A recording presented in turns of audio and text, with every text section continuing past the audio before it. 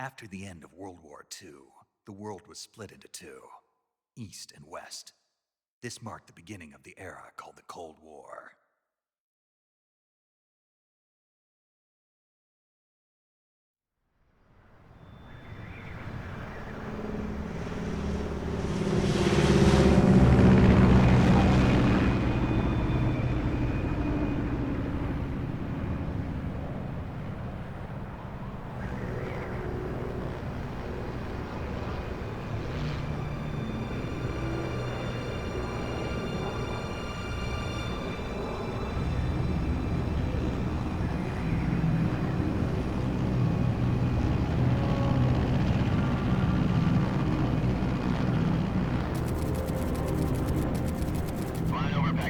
Altitude 30,000 feet.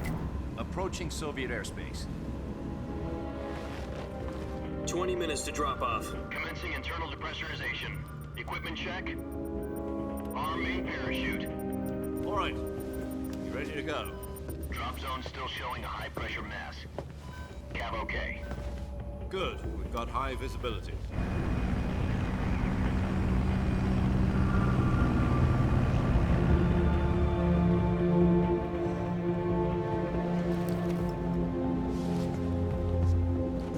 Put out that cigar.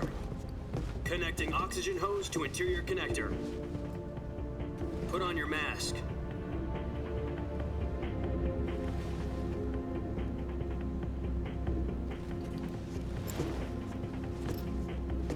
Does this panty waste know what he's doing?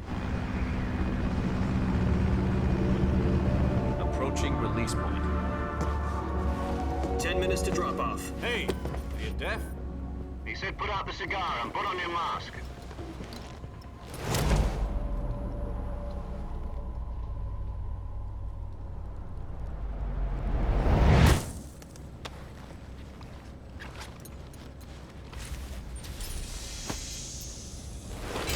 Depressurization complete. Checking oxygen supply. 6 minutes to drop off. Opening rear hatch.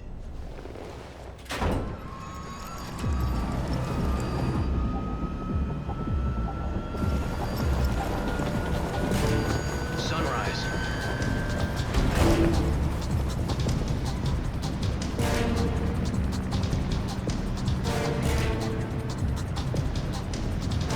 External temperature minus 46 degrees Celsius.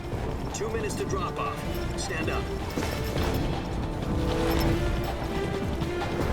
You'll be falling at 130 miles per hour. Try not to get frostbite from the wind chill. 1 minute to drop off. Move to the rear. Activate the ammo bottle. This is one for the history books. The world's first halo jump. 10 seconds to drop off. Stand by. Status okay. All green. Prepare for drop off. Countdown. 5, 4, 3, 2, 1. Spread your wings And fly. God be with you.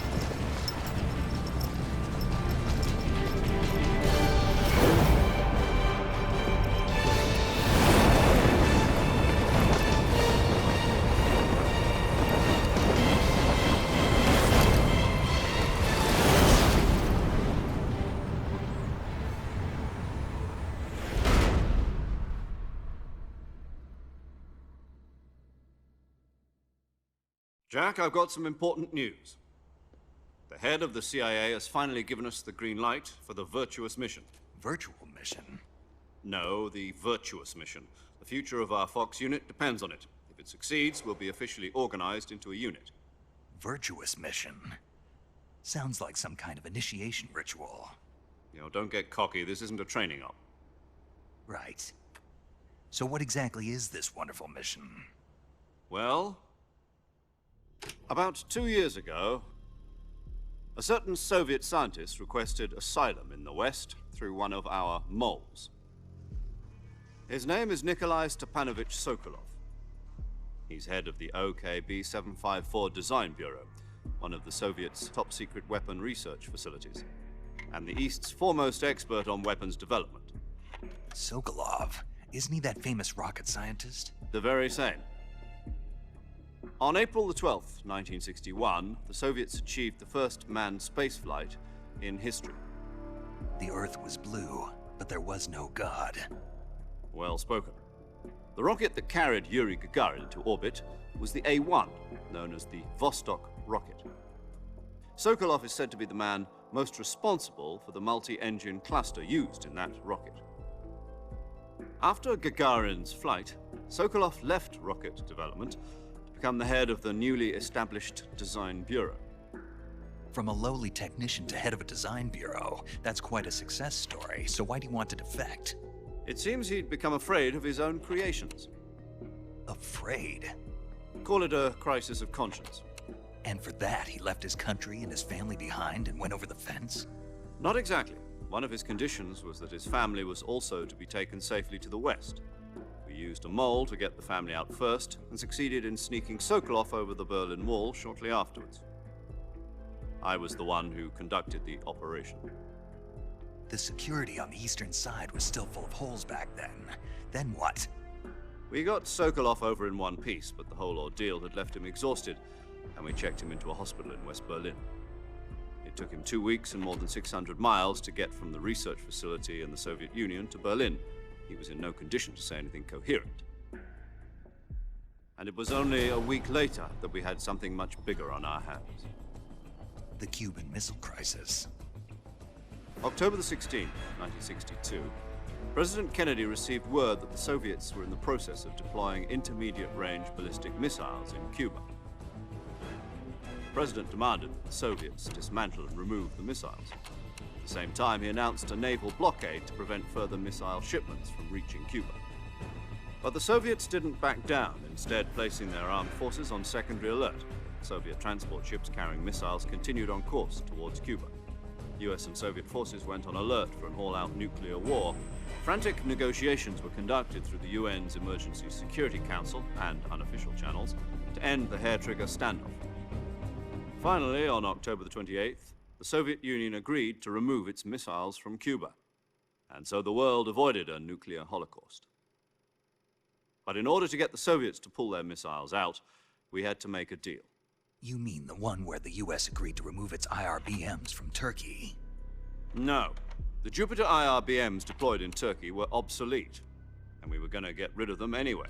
They had no strategic value whatsoever to either the US or the Russians. The Turkey deal was a ruse, a cover story that was fed to the other intelligence agencies around the world. So what did the Russians really want? Sokolov. They wanted us to return Sokolov. You mean the Soviets pulled out of Cuba just to get their hands on Sokolov? That's right. What the hell was he working on? At the time, we had no idea.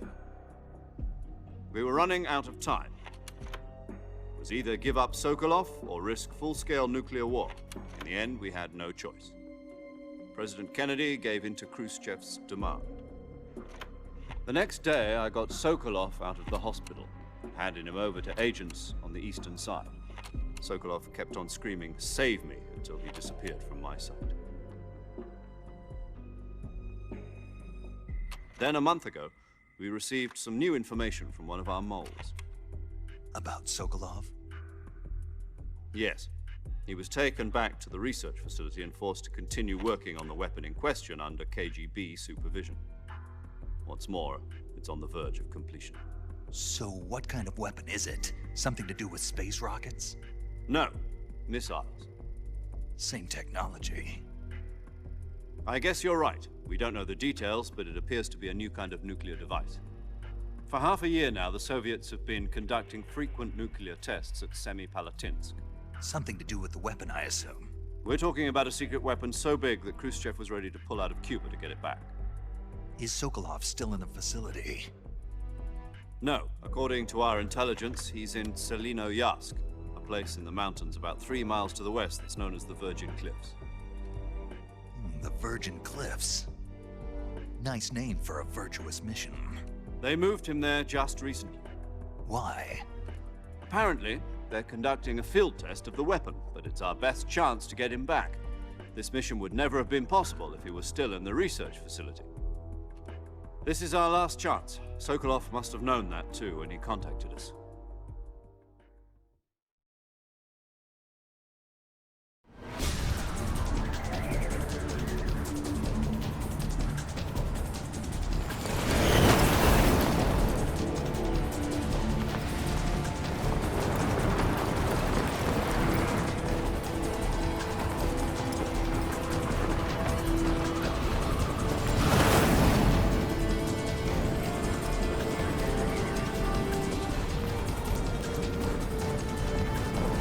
Listen up, Jack. Your mission is to infiltrate Selino Yask in the Soviet mountains, ensure the safety of Sokolov, and bring him back to the West.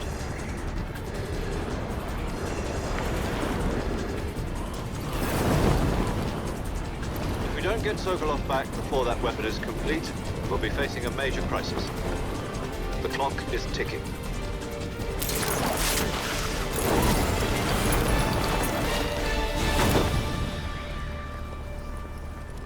Once we've confirmed the rescue of Sokolov, stand by at the recovery point. A recovery balloon will be dropped at that point. Helium will be pumped into the balloon to inflate it. The process takes about 20 minutes. Once it's complete, the gunship's arm will latch onto the balloon and pull it up. The Fulton surface-to-air recovery system. I'm familiar with the theory. Take it easy. It's been combat proven. Do you think Sokolov is up to it? The shock will be less than during a parachute jump, and the arm can handle up to 500 pounds. So you're planning on going over the border in a single combat Talon? She's equipped with two 6-barrel 20mm Vulcan cannons, as well as two 40mm machine guns. Sounds like she could hold her own against a battalion of tanks. Even with the fuel in the reserve tank, we're facing a 4-hour time limit. If all goes well, it shouldn't take more than a few hours. Home in time for dinner. But if anything goes wrong, you'll be eating dinner, breakfast, and all the rest of your meals in the jungle.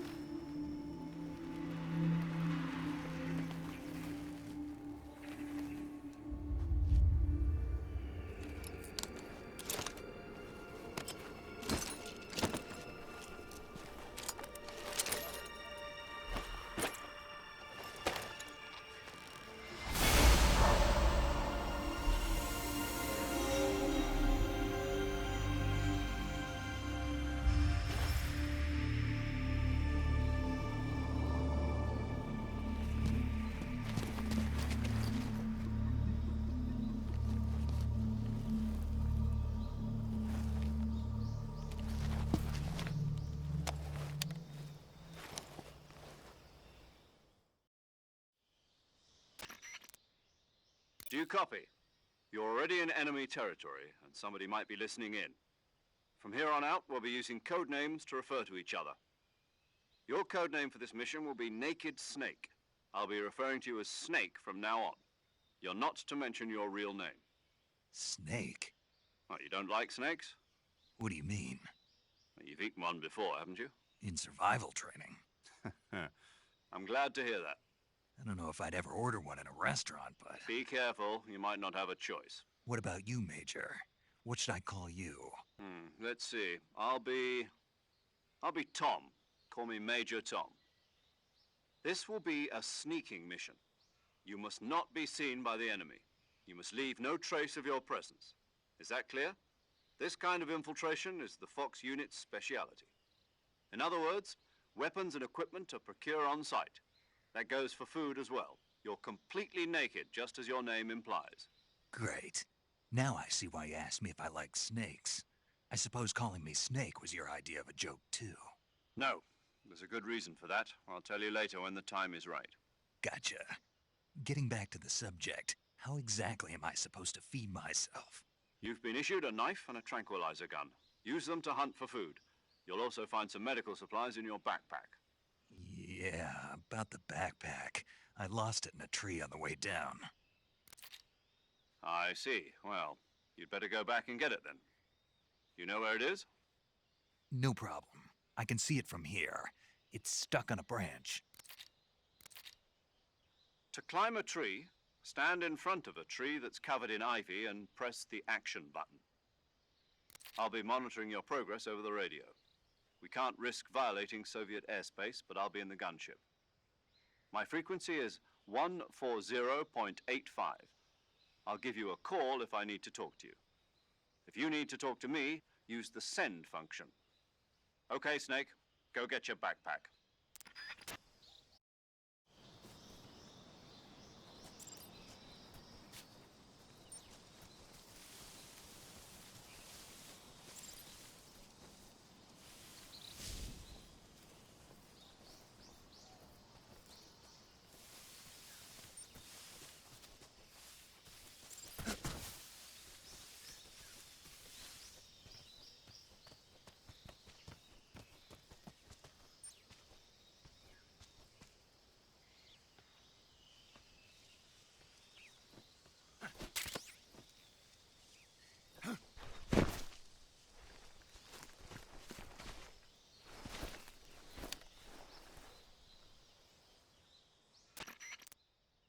I see you've retrieved your backpack, Snake.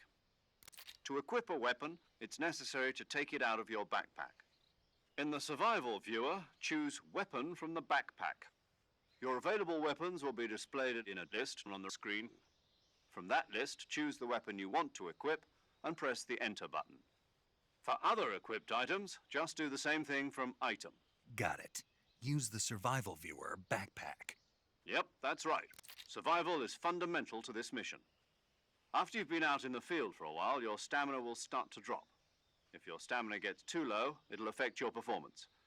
You won't be able to shoot accurately, for example, and your wounds won't heal as smoothly. Keep an eye on your stamina so you don't run out. To recover lost stamina, you can hunt for local flora and fauna. You can use either your tranquilizer gun or your knife to hunt. My only weapon is a Mark 22 Hush Puppy tranquilizer gun? That's right. It's been fitted with its own suppressor. However, the suppressor will deteriorate every time you fire. Once its durability reaches 0, the noise suppression effect will be gone. So don't get too trigger happy with it. The suppressor's durability is shown in the icon. Any weapons and equipment beyond what you're carrying now, you'll have to find as you go. I have to find my own weapons and equipment? Whose crazy idea was this anyway? Solo covert actions are standard Fox operating procedure. You can't leave any traces of your presence. No weapons, equipment, footprints, sweat, or bodily wastes. The same goes for bullets and cartridges, too. Your presence in enemy territory is already a violation of international conventions of warfare. There aren't supposed to be any American soldiers in Russia. It could spark an international incident. You can't let anyone see you. You can't let the enemy know you're there. This is a stealth mission. You're a ghost, Snake, in every sense of the word. And there'll be no rescue if you're captured. The military and US government will deny any involvement in the affair. Then I'll just have to take care of myself, huh? I'm afraid so. You've been given a fake death pill for that purpose. SIS guidelines stipulate that soldiers on covert ops like this one be issued a potassium cyanide capsule. Tape it to your body so you can take it when you need to. How generous of you. Use it if you're taken prisoner by the enemy. It'll send you into a state of false death for a short time. Fooling them into thinking that I'm really dead. So how do I come back to life? Just take the revival pill. You mean that thing they put in my tooth before the mission? That's the one. But be careful. If you remain in a state of false death for too long, nothing will be able to bring you back. Remember that. I'll keep it in mind. You said this was a solo mission, right? Right. I guess that means I can't count on any reinforcements. Correct. The mission rests entirely in your hands. A real one-man army. Relax. There's a support team ready to back you up over the radio. Who? I'll introduce them to you. This time, survival is of utmost importance. The first member of the support team will be in charge of monitoring your physical condition, acting as a medic, so to speak, as well as recording your mission data. She's a member of Fox as well, and she's here on the gunship with me. She? Hello, Snake. I'm paramedic. Nice to meet you. Paramedic. As in a medic who comes in by parachute. Aren't you going to tell me your real name? Are you going to tell me yours, Mr. Snake? My name, huh? It's John Doe. And they call you Jack for short. You're a regular Captain Nemo. A name means nothing on the battlefield. After a week, no one has a name. What's your name? Jane Doe. Very funny. I wasn't joking, but I'll tell you my name only if you manage to make it back alive. My frequency is 145.73. She's also in charge of recording your mission data. Whenever you want to save, send a message over the reserved save frequency, 140.96. So saving lets me record my mission data. That's right. It also records the state of your health. Good to know. There's one more person I want to introduce you to, Snake. Huh? Speaking of snakes, you remember the boss, don't you? A legendary soldier and your mentor. Actually, it was the boss that got the DCI's authorization in the first place. She's going to be serving as Fox's mission advisor. The boss is? She also helped me plan this mission. She and I were at SAS together. Jack, is that you? How many years has it been? Boss? That's right. It's me. Talk to me. Let me hear your voice. It's been 5 years, 72 days, and 18 hours. You've lost weight. You can tell just by the sound of my voice. Of course I can. I know all about you. Really? Well, I don't know anything about you. What's that supposed to mean? Why'd you disappear on me all of a sudden? I was on a top-secret mission. You didn't need me anymore. But there were still so many things I wanted you to teach me. No, I taught you everything you needed to know about fighting techniques. I taught you all I could. The rest you needed to learn on your own. Techniques, sure. But what about how to think like a soldier? How to think like a soldier? I can't teach you that. A soldier needs to be strong in spirit, body, and technique. And the only thing you can learn from someone else is technique. In fact, technique doesn't even matter. What's most important is spirit. Spirit and body are like two sides of a single coin.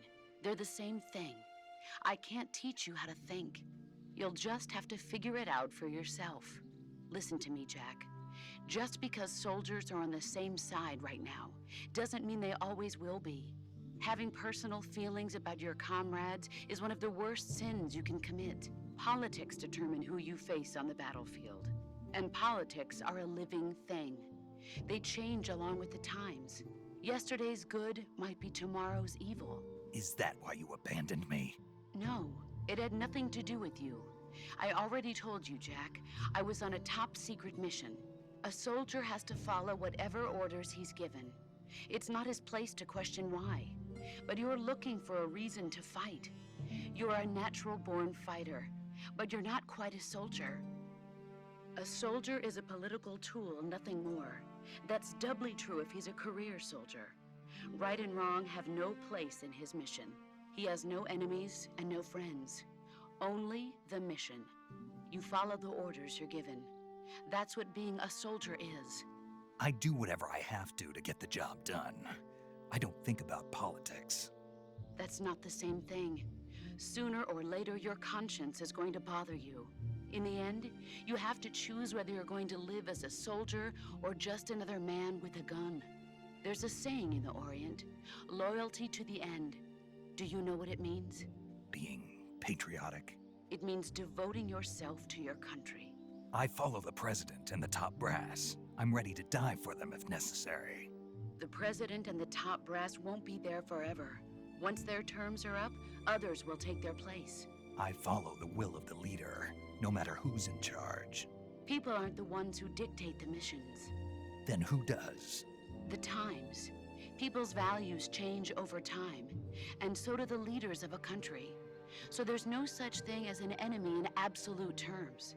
The enemies we fight are only enemies in relative terms, constantly changing with the times. As long as we have loyalty to the end, there's no point in believing in anything, even in those we love. And that's the way a soldier's supposed to think? The only thing we can believe in with absolute certainty is the mission, Jack. All right, but do me a favor. What is it? Call me Snake. Snake. Oh, right.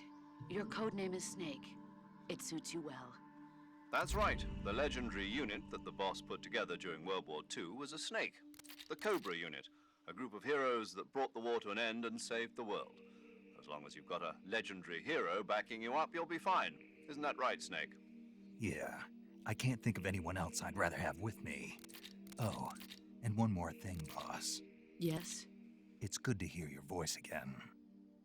Same here. After all, who knows if either of us will make it out alive? Snake, you are always best at urban warfare and infiltrating buildings. But this is the jungle. Survival is going to be key. Those CQC techniques I taught you are sure to come in handy. CQC? Close quarters combat, huh? I've been in the Green Berets for the past few years. I'm probably pretty rusty. Not to worry. I'll be here to help you remember. After all, this is your first actual survival mission. I'll be supporting you over the radio. Where are you, boss? Next to the Major? The boss is communicating with us by radio from aboard a Permit-class submarine in the Arctic Ocean. My frequency is 141.80. Call me if you need my advice on battle techniques. Gotcha. Your mission is to retrieve Dr. Sokolov. Dr. Sokolov is being held in an abandoned factory located to the north of your current position.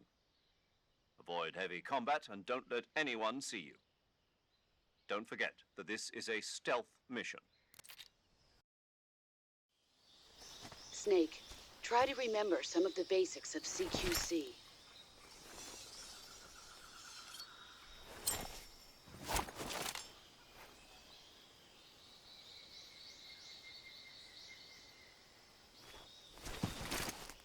Commencing virtuous mission now.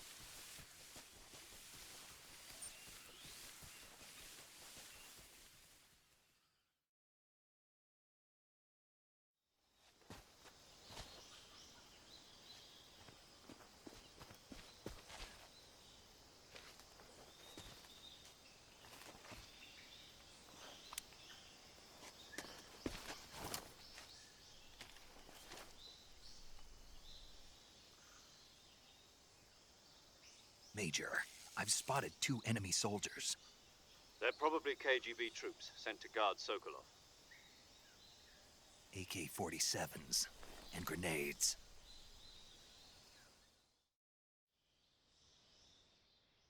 Snake, your presence in Soviet territory is already a violation of international law.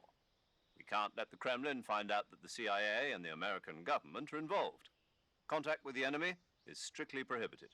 Don't engage them in battle either. This is a stealth mission. Got that? The Major is right. The point of this mission is to sneak through the jungle without being seen. The success of the mission depends on how well you use your camouflage. Change your camouflage by selecting Camouflage from the Survival Viewer. The Uniform option lets you pick your uniform, while the Face option lets you change your face paint. Choosing camouflage that blends in with your surroundings will help you conceal yourself more effectively. Also, don't forget that anything that moves will... If you just stand up and run around like an idiot, you're bound to... But if you crawl instead, you can see how effective your camouflage is by looking at the camo index. The camo index shows how well you're... The higher the value, the harder you are to... The key...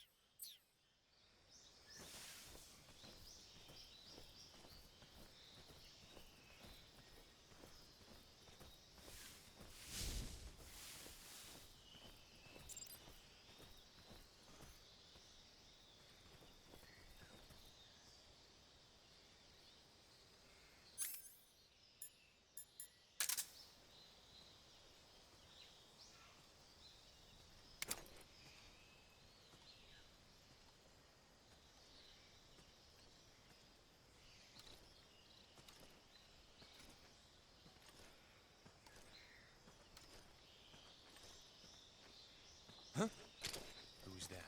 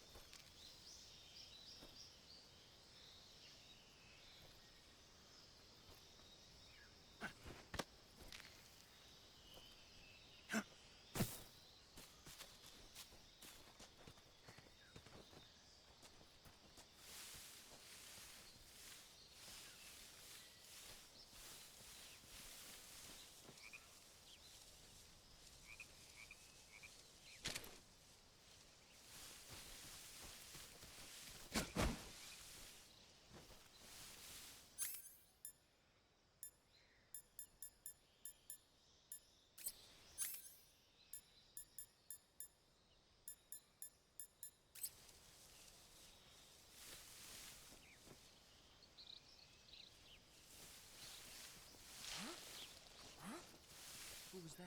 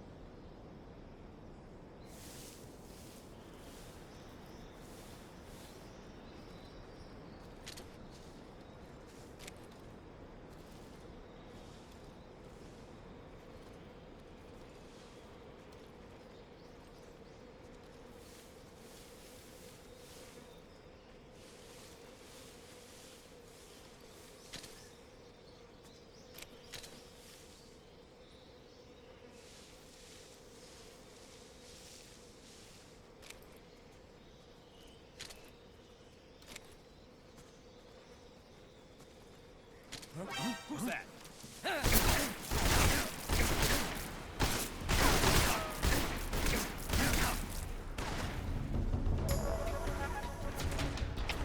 HQ, respond. This is HQ. Patrol here. Enemy sighted. Requesting backup. Sending reinforcements.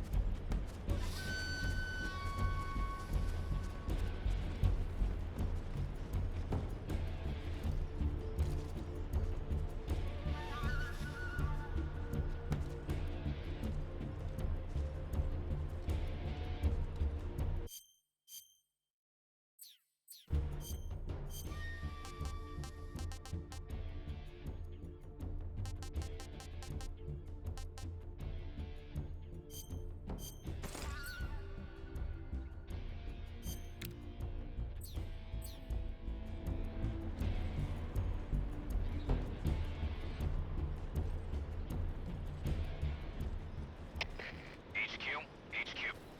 This is HQ. Patrol here. We've lost sight of the intruder, going into high alert. Acknowledged. Enemy is still nearby. Pursue and engage him.